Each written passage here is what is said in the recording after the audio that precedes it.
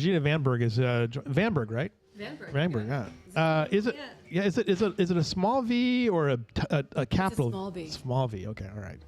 I got to make that sure. A small B, not V. The V is capitalized, right? Capital Vanburg. V. Okay. Capital V. A-N-B-U-R-G. Okay. All right. I might have screwed it up at some point, but all right. It's all right. I got it right. You are your own editor. It's okay. It's one of those things. It's just, look, she's unbothered. I know she's not I'm not bothered. bothered. She's Regina. Hi. Regina. This is Libby on the label. Libby, nice to meet Nice to you. meet you. Libby is works at Arcadia Live. Work at Arcadia. I work at Peggy and CCG and Dance Studio, and I do some art here in the community. Amazing. But yeah. So what are we? Wait a minute. I need to wait. Wait a minute. I'm trying to remember This which. is very cam- exciting. I know. Yeah. isn't to get into I'm it, right? excited to see why you're Are you here. dating? She's running. Why are look, you here? she's the other side of Kyle. She's the Democrat Oh, running I for. see. Am I the other side of Kyle? Yeah. Is this? I'm still working out the intricacies. You are of being microphone. recorded. Yeah. Yes, that Is is the this close enough? microphone. Yeah, you're fine. Can you hear me? You sound Okay. Yeah, I great. can You hear sound you. great. Regina's here she's from Bandera. I'm from Bandera. Nice. Does that mean you're a bulldog? I am such a bulldog. Oh my gosh. Ingram has never beaten Bandera. Really? Football. I did not know True that. story. They came pretty close this year. Probably the closest they've ever been. Bandera has their prom at the theater. Do they really? Yeah. Do we now? Yeah. Oh, wow. Oh, that's exciting. Yeah. Good for they us. have a good time. Yeah. They They really do. do. I bet I'm jealous. I wish Where that's was where the my prom was. at? Where was the prom at when you were at Bandera High School? Inn of the Hills. Is that what it was called? yeah, a yeah. hotel kind of out this Yeah, way. yeah, Off yeah. of Main Street. Yeah. That's pretty. That's right. Inn of the Hills. I guess they had it in the ballroom. Yeah, you can have it in the I ball. was like, they had it in the pub. There's probably They only did 300. not have There's it. probably only 300 kids in your class or your school at that point, right? It's like 500 kids now. Yeah, I don't know what it is now. Yeah. But yeah, my graduating class was like 96 people. Yeah. It was tiny. Tiny. Teeny tiny. Teeny tiny. Where did you have your prom at for TFND? Goodness. I think they have theirs at Shriner. I've been trying to get them to have it at the theater. That would be But I feel like I get bypassed every time. every time. I can't imagine why. I've never been there. I'd like to see it though. You've never been to the Yeah. theater? I've never been there. Oh, really? Magical. We have amazing theaters here in town. Yeah. We got the Callow Theater, and we have the Arcadia Live. So, in fact, if you look around these pictures here, let me see here. Arcadia Live for Lyle Lovett back Callow. there. No, that's not it. That's the Arcadia Live right there. That's Lyle Lovett. Oh, yes, on the wall, On not the on wall. the TV. Not on the TV. Not on the TV. On the Like, wall, Lyle That Lovett. is the egg bar. It's definitely Lyle. I'm not sure if that's the right theater, but Up there, Landon Lloyd Miller. That's at Arcadia. Yeah, it's a The beautiful. rest of them are. Oh no, and then Billy Bob Thornton on the other side. You can't really see him from the light. It'll That be was 100 years old next year. Arcadia. Yeah. oh, Arcadia, not Billy Bob. Yeah, Billy Bob is probably 100 years well, old. it's probably getting there. Do you watch that show Landman by chance? Anybody? Oh, it's so good. I think Do you? it's so good. Do you really? the new season's Interesting. coming out. I think Seems like it's you fun. don't like it. I don't know. I've read things Come that Taylor Sheridan actually is trolling people with it. Like some of the things that he says, What? about the oil industry is actually like he's kind of like because they're all talking points. Yeah. Like he spews like oil company talking points throughout it, like the windmills and all that kind of stuff. Like Yeah. things I did when I was working in oil and gas. Okay. But What kinds of things did you say when you were working for oil and gas? oh boy, let me tell you. Turbines, windmills. Yeah. No, well, actually, so we were in all of the above oil company at the time, and the company no longer exists because it got acquired. But Bought. they were very much they were very respectful of solar and wind, Oh. and they believed in that all of the above strategy, because they're an energy company, and so. There was a lot of things they were experimenting with on how to make things, do things cheaper and things like that. But the talking points, though, are the straight out of like, what's the guy's book that he writes? He's like an oil apologist. It's almost like he took the books. I've read the books, and I can't remember his name off the top of my head. But yeah, it's interesting to listen to it as well. But that's not what she's here for today. No, I know. Well, I'm it's just- right? I actually really appreciate this idea of Yeah, all no, of the this is above cool. Yeah. energy. Yeah. Oh, it's absolutely Texas's strength. I think about so. it, and I Yeah. think that's a huge issue. Regina is running for Texas 21 on the Democratic side. Are there anyone else in the race? Yes. Isn't there really? Yes. Who else is in running for that? Do you want their names? No. Okay. I don't want to talk about him. There's That's why I didn't talk about with the other guy with Kyle. I didn't talk about his competitors. That's either. right. We can just talk about you. all That's right. all we wanna There's talk- 4 of us in this primary Is there? currently, but we have not hit deadline yet. So I anticipate more folks. You think there'll be jumping more in for people the jumping run. in? Every camera I have, by Hey, the I way, would. Every camera I have, by the way, is out of focus today. It's just out of control. Sorry, let me back this up for a second. Up and down, up and down. There we go. That's good. There you are. I was Very- watching the episode where you were trying to zoom in on someone's phone to show them how to donate to Shriner University. Oh, yes, right. Some good stuff. That was good stuff. I really liked that. Yeah, we are very high tech here at the lead. It's quite delightful. You tell us about your background though. What is your background? And what led you to do Yeah. that? Yeah. Are you crazy or what? A little. Yeah. I am a first-generation American on my father's side. He's Okay. an immigrant. From Both where? of my Where's he par- from? Indonesia. Indonesia. Indonesia. Okay. Yeah. They left Indonesia and went to Holland because the government fell, Yeah. which is never a good thing. Right. And once my grandfather joined them in Holland, my grandmother was like, "I'm going to America.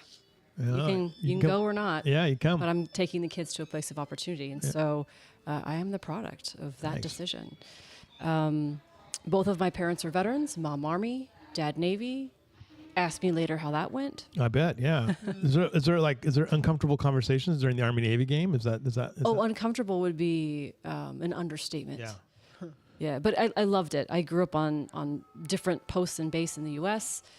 Service is absolutely what I think life is. I don't really know what else to do with myself. Yeah. Right. Moved to Bandera when I was 9, so elementary, middle school, and high school out there. I have a double major from UT in government and history, emphasis Civil War and Reconstruction. Oh boy. Yeah. Oh, we can have a conversation then. Let's do it. Master's in counseling from St. Ed's in Austin, and my doctorate's from Our Lady of the Lake. I got that because when I got my master's, I very proudly went to the Audie Murphy VA Hospital and said, "I'm ready to treat veterans." And they Nice. said, "No, you have to have a doctorate to perform in that capacity." So I went and got a doctorate. That's perfect. And worked at Audie for a few years. I worked here at the Kerrville outpatient clinic for a few years. Oh, nice. Yeah. Now I am So a you do- small business owner. Go You do ahead. counseling, and then you can like quiz them on Reconstruction era politics. This is part of the therapy. Yeah. I don't know that they like being quizzed, but they do like that tie from what they've experienced and Yeah. what's happened in history and how there's nothing harder than war. No, there's nothing harder than war, and that the studying that is even more challenging. So it's an interesting major to even get into that specific part of that Yeah. part, like the healing part that was so complicated there as well. This seat has been occupied by Chip Roy. It's a heavily gerrymandered seat. I mean, we're not going to sugarcoat it. It is what it is. The problem with the seat is that before it was sort of competitive, and the last time that Chip ran, it was not competitive at all. Now, I have been critical of Chip historically because I don't think he's done anything for our district. And I cannot get this camera in focus. I'm sorry. I'm distracted by that now. But tell us a little bit about why you decided to run for this seat. This is a good question. It's one I'm asked a lot. It doesn't feel like a decision to me. It feels like watching what's happening, hearing what's being said about what's happening. I'm not hearing what I want to hear. Right. I don't think anyone's out there proposing the actual solution to the problem. I'm hearing a lot of symptom chasing. And as a clinical psychologist, I'll tell you that's not how you solve any problems. You have to go for the root. And I'm not hearing anyone say what I want to hear. So I need to be the person out there saying that. Yeah. I think it's time that we reacquaint ourselves with the idea that this is in fact our government and it serves you. Anything less than that is not democracy. And that's not something I can abide. Right. You hear Chip Roy's sort of, his to me, his message was not about the district. His message was about, national priorities, cultural wars, essentially. What do you think the district needs as far as representation goes?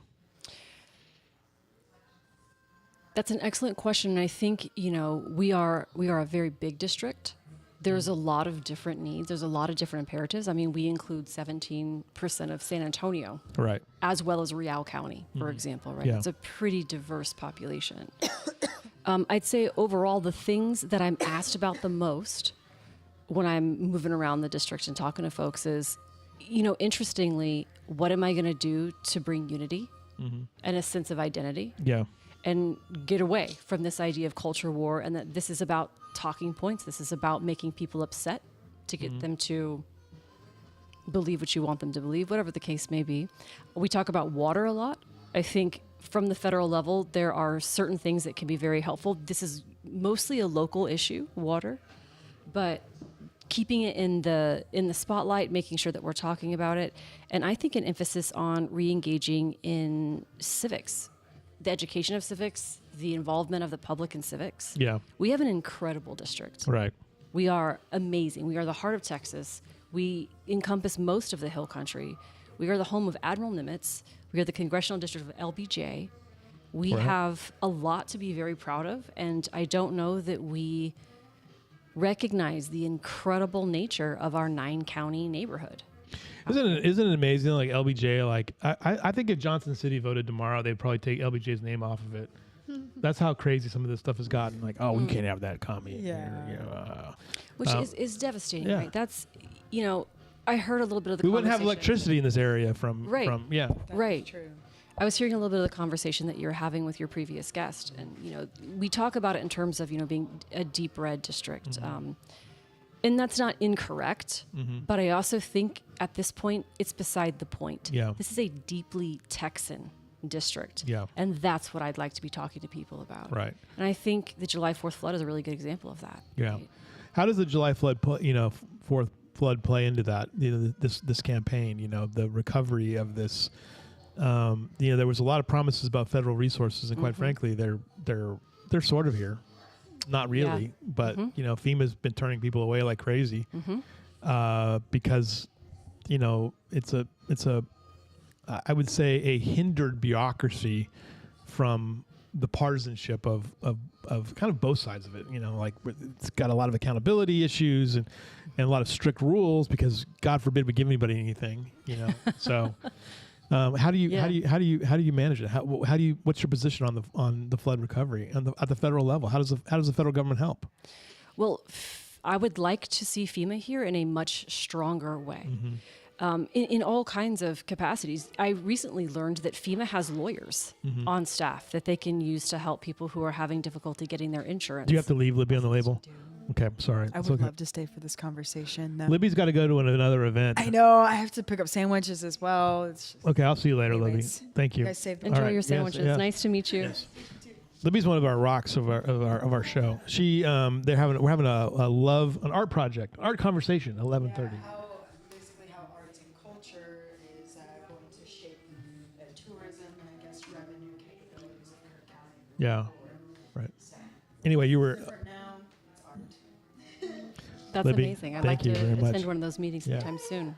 You were saying though that the important thing about this was that you were saying that they have lawyers and they have other resources. Tell me more about what you were going to say. Yeah, there's all kinds of assistance available, but we have this interesting, I think, unnecessarily partisan dialogue going on when we should be focusing on how can we help? And that's what the people want, right? When the event occurred, Texans from all over the state, people from other states arrived to help. No one asked, but are they Republicans Yeah. that have been swept away? Are they Democrats? Yeah. Are they documented? Are they trans? No one asked. My neighbor showed up and said, what do you need? How can I help? I expect that from our tax dollars. That is what the federal government is designed to do. It is the floor to make sure that when the worst happens or when Americans are struggling, there's a level past which we do not let them fall. Right.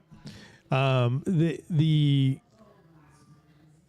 fall has been, I was like, when everyone showed up, the first day, we had to do 30 minutes of like glad handing on the Saturday after the flood, which was highly annoying. I thought, well, let's see how this plays out. This is going to be a long marathon. And I feel like now we're seeing the cracks of federal response.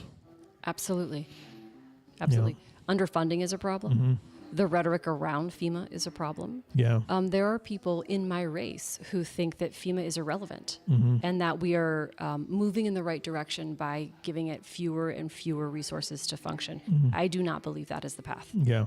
Why is that? Why do people think that FEMA shouldn't have a role? I mean, there's no the one thing this thing taught us is that there's no amount of preparation you can do that can completely prepare you for a tragedy of this magnitude. Absolutely. And Texas tends to be more prepared for this kind of thing than other states, not from a governmental perspective, but just from citizenry, the kinds of equipment we tend to have, the kinds of skills we tend to have. Texas can handle quite a bit on its own, but even still, help was necessary. Right.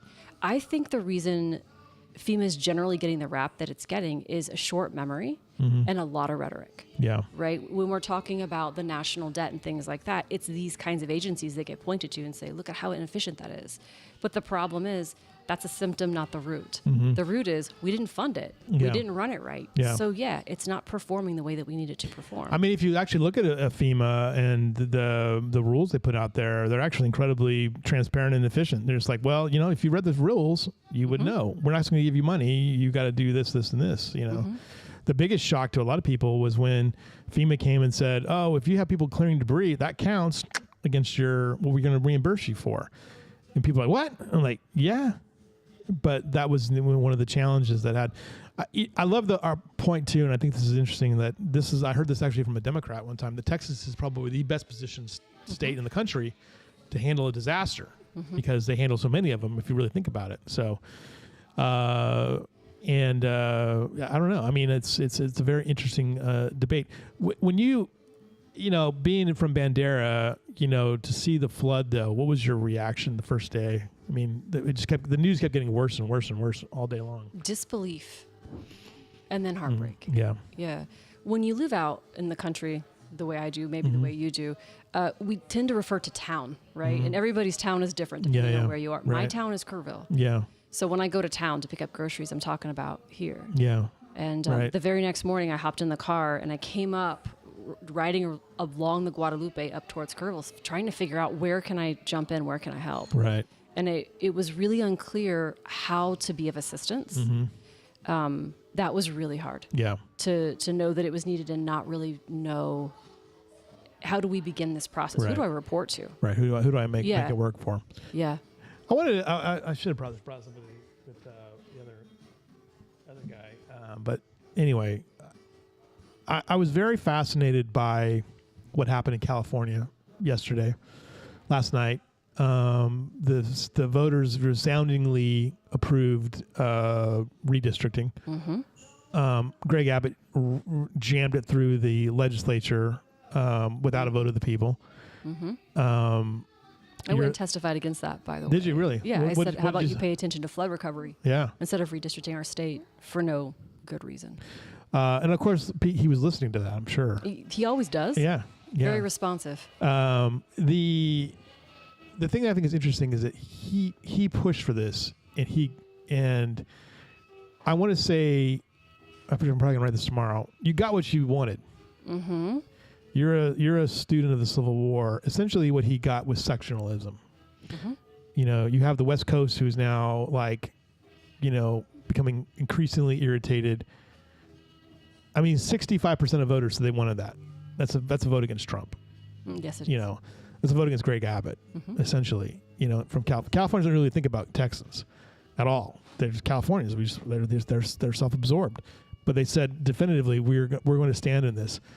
I think it's a very dangerous moment for the country. What is your thought on that? With the gerrymandering and the redistricting, and you're fighting gerrymandering right now. I am. I hope that it's an opportunity. Mm-hmm. I hope that this brings gerrymandering and redistricting into the conversation in a more meaningful way. I think it can be very abstract for people who don't spend a lot of time thinking about this or who have taken for granted that this just is how it is. Yeah. I think one of the things that I am heartened by in Prop 50 is that it is a temporary measure. Mm-hmm. And I think that without that, I would be very deeply concerned. Yeah. But because they're being very clear about, listen, someone is violating our collective understanding. Mm-hmm. Someone is breaking rules.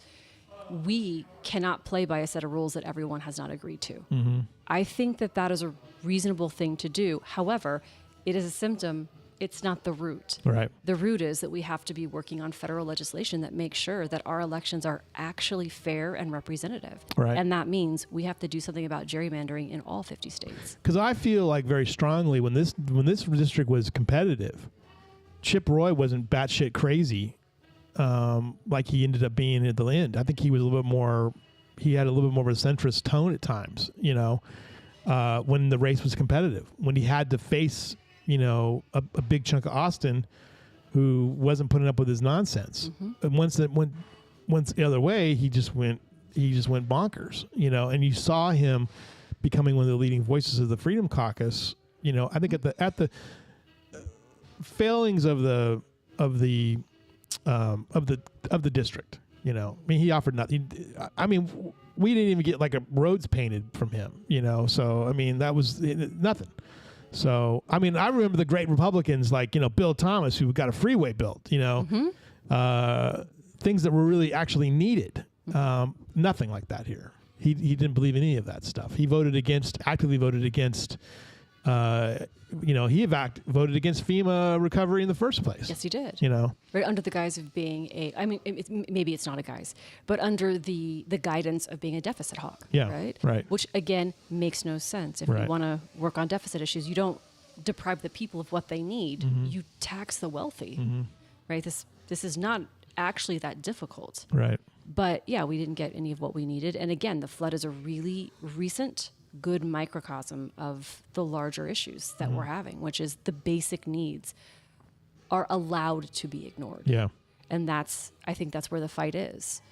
Is there any hope for bipartisanship in this country anymore? I absolutely think so. Why? I absolutely Why do you think think so. that?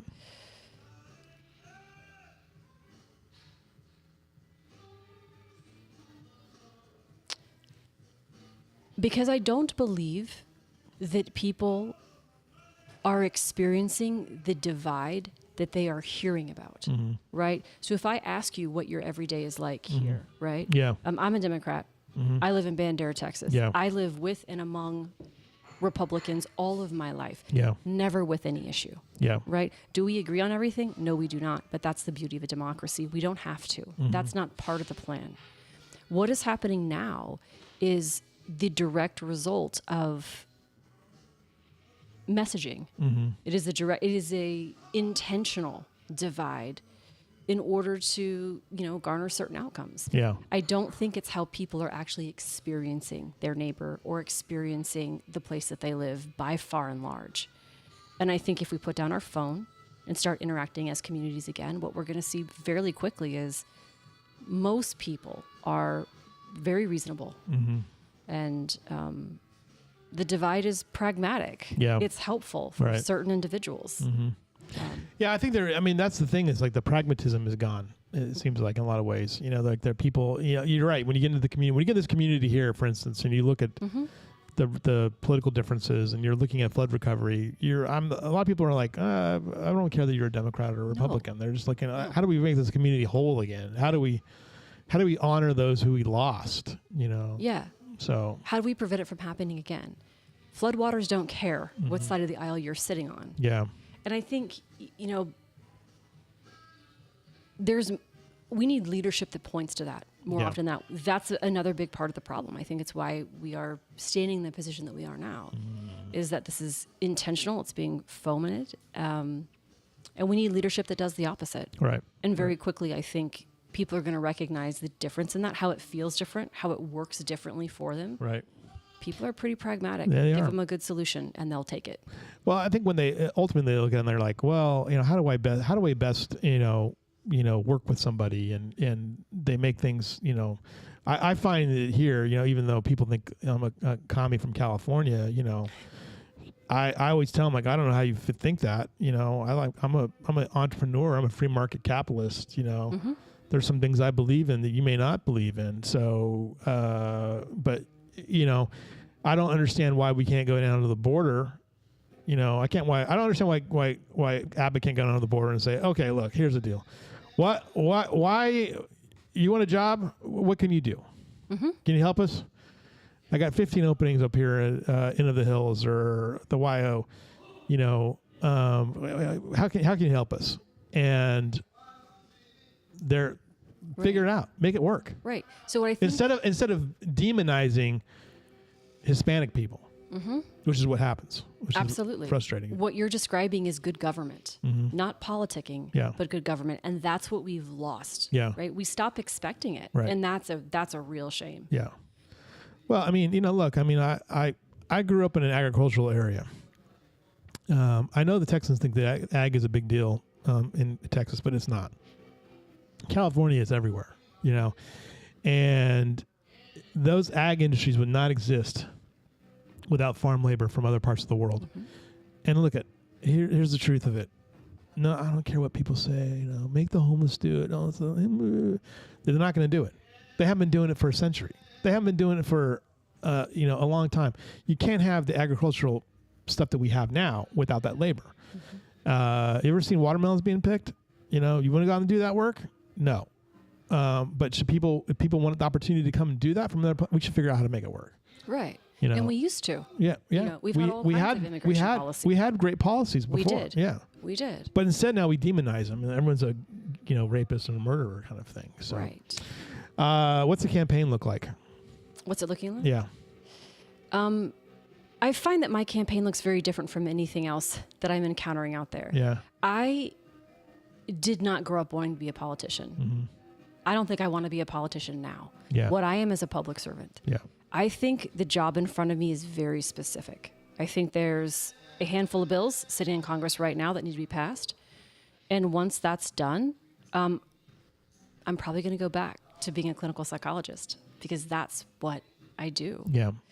That's what you're doing now, right? You're going to have to balance out some time, or do you take a little time off, or how are you making that work? I'm hustling. Yeah, I'm doing it all at once. Yeah. And, you know, they say all the time, hey, campaigning is a full-time job, and they're not wrong. They're not wrong. Should it be? I don't think so. But I'll tell you what, I want to represent people who feel represented by what I do. I think Texans want to see a working Texan. I don't think we want to see one more person who's in a position to be like, we'll decide not to work and campaign full time. I like that this is pretty challenging. I'm pretty busy. Yeah. I think it's what I'm looking for in a candidate, and I hope it's what other people are looking for too. Right. What's the best Civil War book you ever read? What's your favorite Civil War book? Crossroads of Freedom. Who's the author on that one? I'm gonna have to look it up now. I'm gonna look it up. Yeah, I forgot the name. I forgot it. I read it a long time ago. Yes. McPherson. Classic. Brilliant. I'm looking it up. About Antietam. Yeah, James McPherson. I remembered that. That's pretty good. That was amazing. Yeah. I pulled it out. Yeah.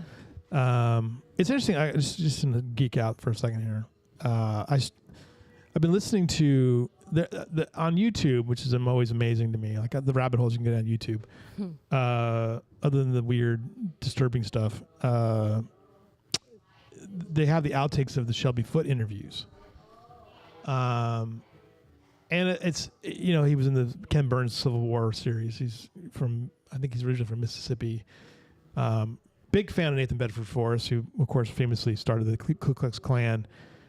Not so much for that, but for his sort of battlefield stuff. But it's really interesting to watch. Didn't he bury people alive? Probably. Yeah, he was horrible. Yeah. But it was interesting to listen to him though, because I feel like there was sort of naivete about his the more I listened to the uncut, uncensored, masterful storyteller, listening to him talk is fascinating. But I still feel like we're still fighting that war in some places, and we haven't learned the lessons of it. You know, like what happened yesterday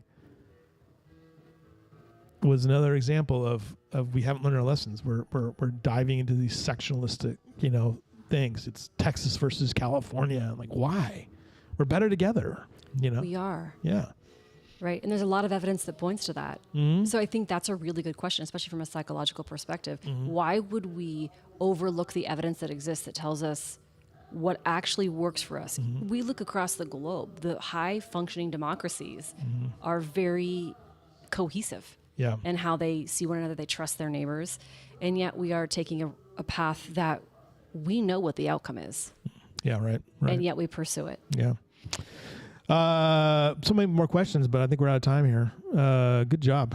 Well done. Thank you for being here on this as well. Thank you for having me. Yeah. It was great. I saw you. I've seen you a couple times at different events, and I was at an event yesterday, which was interesting. I wrote about it this morning. It was what's the guy's name? Cole. Bobby Cole. Bobby Cole. That's running for governor. Running for governor. Boy, he was unexpected. And Vicki Goodwin, who Lieutenant Governor. Yeah, she came up to me and she's like, "I saw you speak." She spoke to me, and it was very interesting. I was on a panel discussion in Austin a few weeks ago, and I was kind of blunt about some things with the flood. So is that what the topic was? Yeah, it was all about the flood, and it was a TV station guy, and then Matt Childress, and then me. Matt Childress' daughter died at Mystic, and so it was interesting. So she came up to me, and so then I crushed her with telling her the New York Times story that was about the LCRA Motorola. Hey, goodbye, Nancy. Goodbye, you guys. We have a conclave every morning. You kind of caught. I saw that. Yeah, I saw that. Distinguished gathering. Yes, a distinguished gathering. But no, it was good to talk to her for a little bit yesterday. Yeah. So, can I ask you a question? Yeah, go right ahead. You're obviously a man about town. You're talking to a lot of folks. Yep. What do you think I need to know about the needs of Kerr County right now? I think the flood recovery is going to be a long time thing. It's going to take years for us to get over this. I think that the FEMA issues are significant. I think the SBA issues are significant. I think that we saw, one of the things that I worried about was that we saw an outpouring of help, and then it goes poof, gone. So we're 4 months into this now, and we have a long ways to go. And I think our community, is still. I think I was looking at this yesterday. Just as an aside for a second here, I was looking at it yesterday. I stood up over the overlook over the river, and looking at Louis Amestoy Park, and there weren't very many people walking. It was dusk. It was probably too late for the people to walk. But it's like I wonder if people are going to the river, because the river trail was sort of the heart of the community in a lot of ways. And what if they go and they're like, I just can't do it. It just isn't the same. Yeah. And I don't hear that necessarily, but I see that. So it's a hard thing to articulate. Yeah. Right? This is absolutely trauma. This is community trauma. Yeah. And as someone who's here frequently, just driving over that bridge, it feels some kind of way that's really hard to put into words. Something is lost. Yeah. And to be fair, 4 months is a long time to be in the struggle, but 4 months in the grand scheme of things it wasn't that long ago. Yeah. People are going to need time. Right. They're going to need regrowth. Literally, it needs to look a little bit more like it used to before people don't immediately think of July 4th, the second that they set foot on or look at, our mighty Guadalupe. I think I've been stewing on this for a while now. That what is our role, and I think part of it is we need to remember. Our duty as a community is to remember those who lost their lives. I'm meeting with somebody on Saturday, and they're going to interview me about some things, and I'm like, I need to go back and read all the obituaries again, because I don't want to make sure I lose the context of the families. So that's an important one too. Yeah. But anyway, to honor. Yeah, Bandera. You're a Bandera Bulldog. By the way, the Bandera Natural History Museum is one of the little gems of the Hill Country. If you ever get out there, I thoroughly recommend it. So good stuff. All right, where's your next campaign stop? Let's see, where are we? We're on. I will be at the Veterans Day Parade in New Braunfels on the 8th, which I believe is Saturday. Nice. So that's my next one. I'll be at the Bandera.